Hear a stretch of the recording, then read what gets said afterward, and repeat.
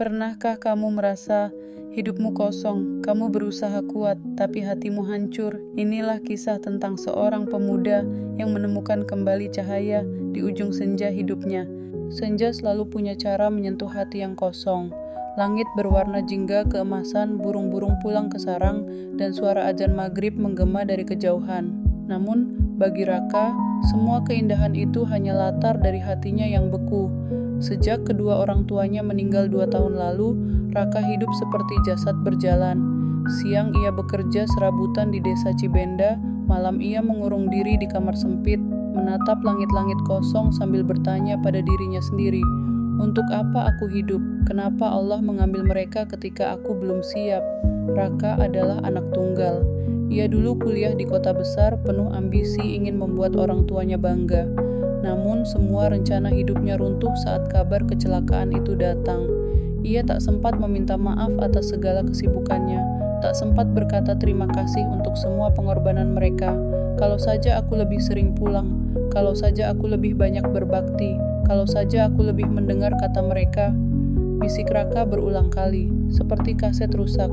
Setiap sore ia duduk di bawah pohon beringin tua di tepi sawah, menatap langit dengan mata kosong. Suatu sore datanglah seorang lelaki tua berjubah sederhana. Langkahnya tenang, wajahnya teduh, dan sorot matanya dalam namun menenangkan.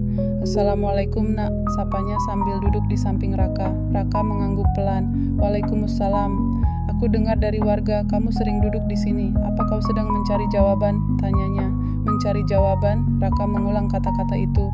"Ya," kata lelaki tua itu, "jawaban dari hatimu yang gelisah."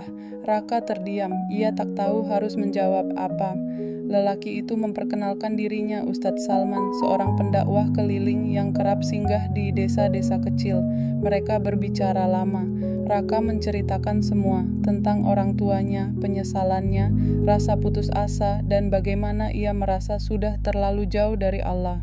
Ustadz Salman mendengarkan dengan sabar lalu berkata, "Nak Raka, semua orang pernah jatuh. Tapi, tahukah kamu, Allah tak pernah menutup pintunya, bahkan untuk orang yang paling berdosa sekalipun. Justru disitulah indahnya rahmatnya." Air mata Raka menetes. "Tapi Ustadz, saya sudah terlalu jauh, saya malu." Ustadz Salman tersenyum lembut.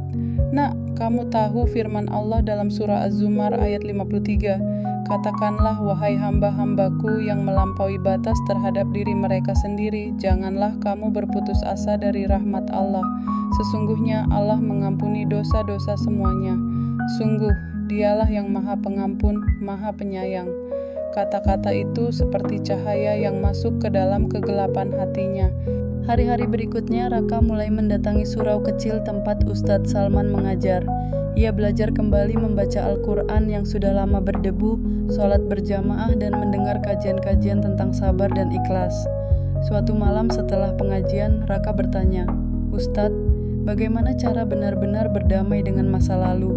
Saya ingin memaafkan diri sendiri, tapi sulit." Ustadz Salman menjawab lembut, "Nak, berdamai dengan masa lalu bukan berarti melupakan. Rasulullah bersabda, setiap anak Adam pasti melakukan kesalahan, dan sebaik-baik orang yang bersalah adalah yang bertaubat. Maka jadikan luka itu jalan menuju Allah, bukan alasan untuk menjauh darinya." Kalimat itu menancap kuat di hati Raka. Ia mulai mengubah pola hidupnya.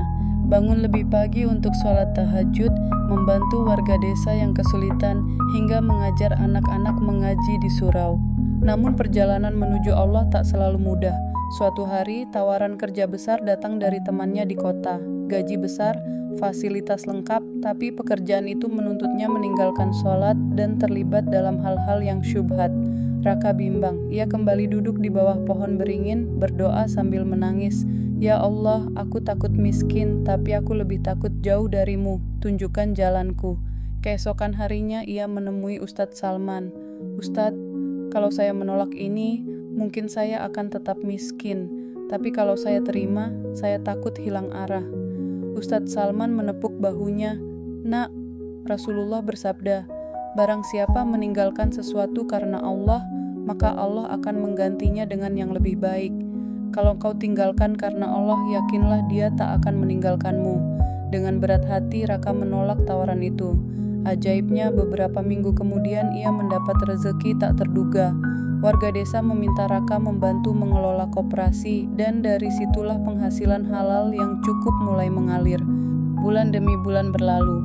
Raka kini bukan lagi pemuda yang murung. Wajahnya bercahaya, hatinya tenang. Ia menjadi guru mengaji anak-anak desa, membantu warga, dan aktif menghidupkan surau bersama Ustadz Salman. Suatu sore, ia duduk di bawah pohon beringin yang sama, tapi kali ini sambil membaca Al-Quran. Nenek Hapsah lewat, tersenyum melihatnya. "Raka, kamu sekarang beda sekali. Wajahmu tenang, hatimu lapang. Apa rahasianya?"